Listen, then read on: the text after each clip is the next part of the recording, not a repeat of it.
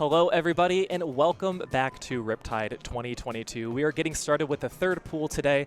I am Falco Flyer, and I'm joined here by Mizuno. Mizuno, how are you doing today? I'm doing fantastic, Falco. It's been a long but good day here at Riptide 2022. And before we get started, I think we're going to have to do a quick little read-off here. Yeah, this event is brought to you by Papa John, so there's actually an event giveaway that we would like to talk about. And let's bring up the details. So first, we have some prizes that are going to be offered. It's going to be Riptide merch and 2 weekend event passes to Main Stage, $150 in Papa John's gift cards. And what else do we have?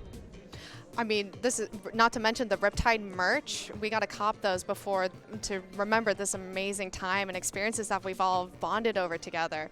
So with that being said, enter for your chance to win these prizes at bts.gg/giveaway. This contest is open until 11:59 p.m. on by Sunday, September 11th. Once again, that is bts.gg/giveaway.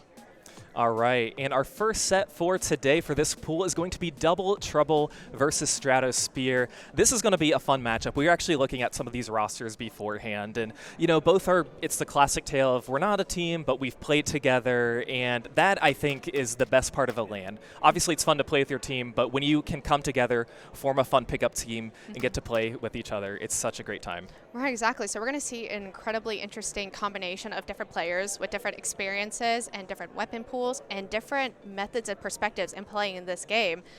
We see someone on Stratosph3r holding up a sign that says hi something. They're not quite holding it up to the camera right. Uh-oh. It might say mom, maybe. I'm not sure. They're trying to adjust it. Oh, hi and why New York? I don't know.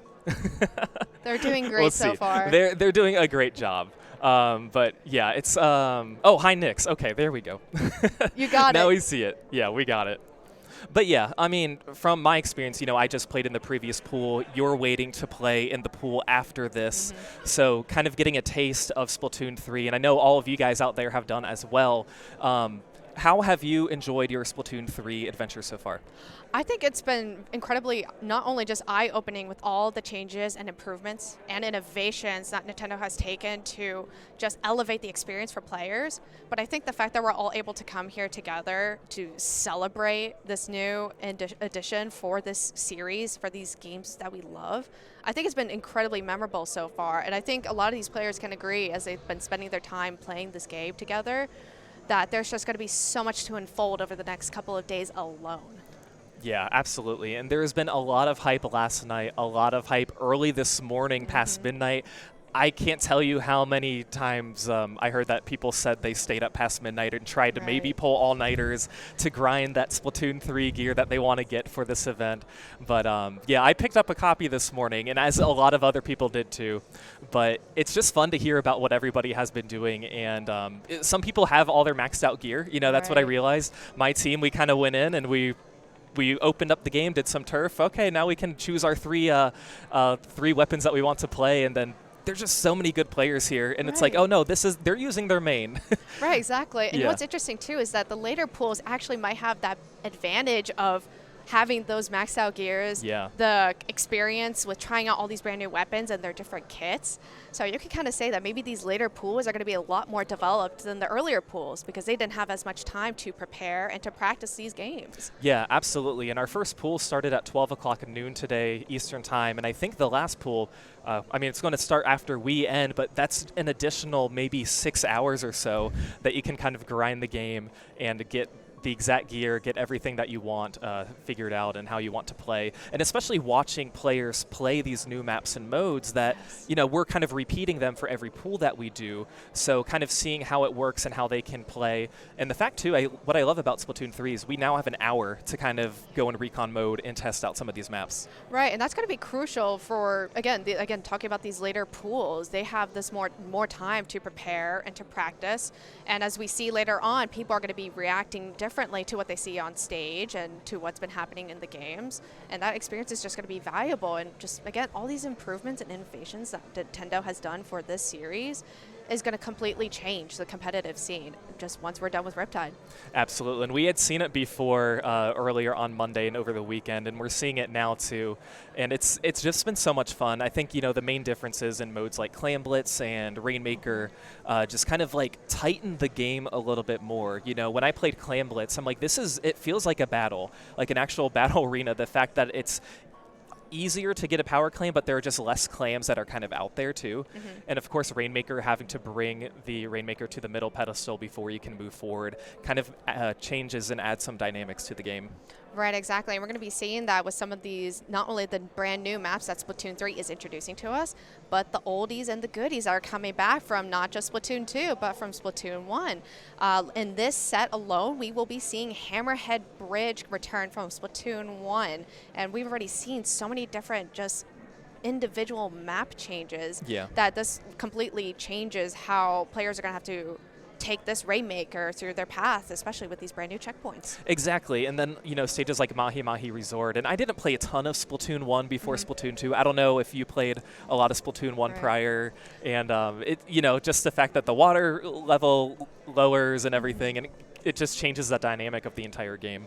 Right, there's going to be competitive players like you who've only played primarily Splatoon 2, the sequel, instead of Splatoon 1. So I'm sure during the Splatfest, people were surprised to see Mahi Mahi and be, whoa, the water level changes. That's something that wasn't, you know, relatively familiar. So I'm sure all these players here, not to mention the new players joining us here today, watching the stream and trying to get a feel for what Splatoon is, there is just so much diversity and variety in this game that anyone can find and kind of grasp onto.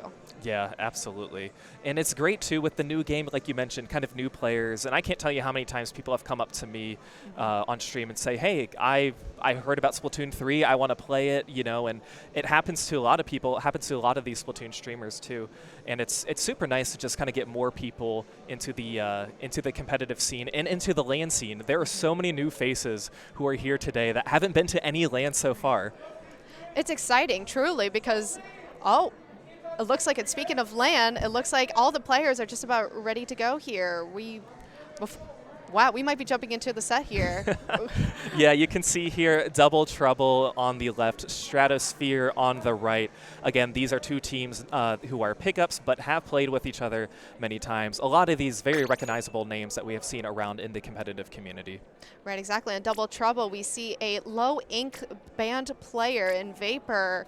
And then on Stratosph3r, we see a couple of familiar players with 9 Whole Grains and Eris. All of these players coming in with such different experiences and perspectives. I'm very curious how they're going to kind of react on stage to what's being thrown at them, because remember, this is the third pool of the day. They've probably had a little bit more time to prepare. So maybe they're going to be a little bit more ready than the teams that we've seen earlier on stage today coming into these matches. Yeah, and I mean, it's such a different experience to playing on the stage and being able, you're faced back from your opponents, whereas at the tables, at the normal tables where everybody else is playing, you're literally staring at them. You can hear them over the mic and the intercom, so if something amazing happens, you can hear them celebrating. You can even sometimes hear their call-outs, and it just creates such a different type of environment than what we're used to. But that being said, let's get started with the first match of this pool, Double Trouble versus Stratosph3r. And here we're going to hop into Eel Tail Alley. This was featured in the Splatfest. And we're going to see the players jump in with the new spawn points and take a look at these loadouts. Vapor running an Explo. We see the favorite Inzap and Eris on the other side. Stratosph3r running an E-Leader. We haven't seen many of those on stream, so I'm curious how some of those snipes are going to play out. Yeah, and I have seen quite a few more Chargers just kind of walking around Riptide, and it's always nice to see. And of course, both teams using the Inzap with the Tacticooler, with how amazing it is and how much it levels up your opponents. But with that, it looks like Stratosph3r is going to go 2 players down, 3 players down pretty early on. The rain is helping keeping that zone neutral, but no, Stratosph3r is going to be picking it up and continuing to get these picks. We've talked about how this game is completely brand new with all of its innovations. The specials here are going to be so different for players and how they're going to initiate pushes and sustain their pushes in the long run. So we see Stratosph3r already taking control of the zone and started to push ahead. How are they going to manage with their current special loadout? We'll just have to wait and see. Yeah, and we see two specials going towards. We see the Booyah and the Stamp, but the Stamp is going to quickly be canceled. Now Double Trouble is trying to push in, but look, 3 players go down. Once again, that's going to be a wipeout on the side of Double Trouble. Stratosph3r pushing forward to try and capitalize on this. You see the Stamp trying to run into the zone there to create some momentum and to make some space in addition to the Booyah. However, Stratosph3r did a great job of holding the line right at the zone and preventing them from going any further. And now we're going to see Double Trouble in trouble in the backline as we see the zone counter clocking down really quickly here, and we see 3 go right back down to Double Trouble here. Stratosph3r making quick work of game 1, getting that knockout, getting that 100 point knockout, making sure Double Trouble couldn't cap at all. So a very quick game 1 that we have seen today. And honestly, playing this specific map and mode has been a lot of fun. I don't know if you've had the opportunity to kind of practice some of these modes that you will then be playing later on. And they're all just such fun stages. Truly, I think there's a lot of variety that we haven't seen in a while relative to Splatoon 2 and even Splatoon 1. Not just with the brand new stages that were introduced, but also bringing back the old ones and making those minor tweaks to kind of bring this whole new experience here. And then I guess regards to this game that we saw with Stratosph3r, wow, you said it right. They made quick work. They were just able to hold off Double Trouble in that line. There was a specific line drawn that they just did not allow them to push any further. And during that whole match, they were able to hold it steady. Yeah, and Double Trouble, they did a good job using their specials and coordinating them to try and break through, especially with the Stamp and the Booyah. Unfortunately, it just couldn't quite work. And I'm amazed that Stratosph3r, they stayed alive. We don't have the KA stats, unfortunately, but I don't believe any of their players got splatted. Right, exactly. For Double Trouble, it was just constant 2 down, 3 down, and manpower is incredibly important in this game. It allows you to optimize your pushes. It allows you to actually take control of certain areas. And if you don't have that manpower, you're just going to get swamped, as Stratosph3r rightfully showed onto Double Trouble there. And coming up next is going to be Tower Control Hagglefish Market. I like this stage too. I mean, I'm going to say great things about all these stages in this game because I've had a lot of fun playing them. And you know, I don't know if there's anything in particular that sticks out to me that you need to watch for on this stage, but you know, if Stratosph3r can keep this up, they're gonna be sitting pretty. Right, they're going to be utilizing the momentum from that first game to kind of carry them on throughout the set.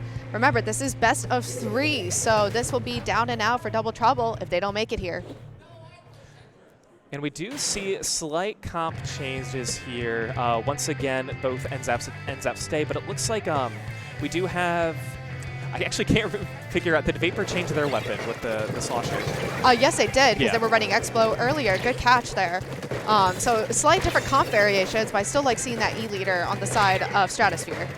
That's right. And Double Trouble getting on the tower pretty quickly, not with the player advantage, but knowing that they have no time to waste to try and push this. They're going to capitalize on this as they're getting very close to that first checkpoint, but unfortunately have to back off as members of Stratosph3r are now taking down Double Trouble. Yeah, that first outro was such a different pace from the first game when we clearly saw Stratosph3r take control and not let go of it for the entire match. However, we do see that switch of momentum here as Eris hopped on the tower for a brief moment to kind of push a little bit for Stratosph3r into the first checkpoint. Yeah, and I mean, Stratosph3r doing exactly what they did during this first match. Double Trouble trying to get a flank. We see Tyrant there on the side trying to push forward, but is now spotted by 2 of the players, and it looks like the roller is going to be getting them as right now Stratosph3r getting past that first checkpoint pretty quickly, and oh, this is going to be a dangerous position if you're fighting that blaster. Very good movement. Wow, that was some great plays there. Teamwork by Eris and Gingerbread, noticing the mini flank there and just zoning in and stopping that flank from becoming trouble. And now 1 player is going to go down for Stratosph3r, but before that, 2 players go down for Double Trouble. Stratosph3r back now on the tower, getting to past that second checkpoint, continuing to take down some of these players. 9 getting a nice double there, allowing some of their teammates to jump into the tower, but is unfortunately going to go down, but not without having the player advantage. great use of the bubbler special there from 9 on the blaster allows the players to be protected on the tower as they sit on that checkpoint, protected from those oncoming sub specials that could kind of mess up your push at the tower. You know, going into this game, the Wave Breakers, a special that I thought wouldn't be super useful, but it's actually been very nice for some of these players. And I see that as Double Trouble uses the Wave Breaker to try and push this tower back towards mid, but they're going to have a few players down, still trying to get some picks. It looks like the Mini has a stamp ready, but no, it's going to go away. It looks like it was attempted to throw towards the side of Stratosph3r3, but is unfortunately knocked down completely. I know we talk about great specials, but I think the overall opinion of the stamp hasn't fluctuated in my time here at Riptide. A lot of people have just a general disdain towards this poor special. It seemed to do nothing wrong here. That's right. And Double Trouble getting on the board and extending their points just a little bit, and they're keeping up the pressure against Stratosph3r. This is what they need to do if they want to try and continue to push this momentum, especially having a 2v2. That's going to sit pretty good for them. Right, exactly. Having these staggered respawns for Double Trouble is going to allow them to get these pushes going. Desync spawns are such a major problem for many teams because it's just so hard to maintain that momentum. And we might see that come into play here for Double Trouble here if they're trying to make their push. Ooh, and it looks like using the ink back there, trying to pick up some of the paint. Or are they going to get him? Who's going to win this 1v1? Oh, no. It looks like Double Trouble is going to win that and actually help them get to this second checkpoint. So once again, this is looking good, but oh, now 3 players down on Double Trouble, 2 players down on Stratosph3r. Well, I thought that Inkvac was going to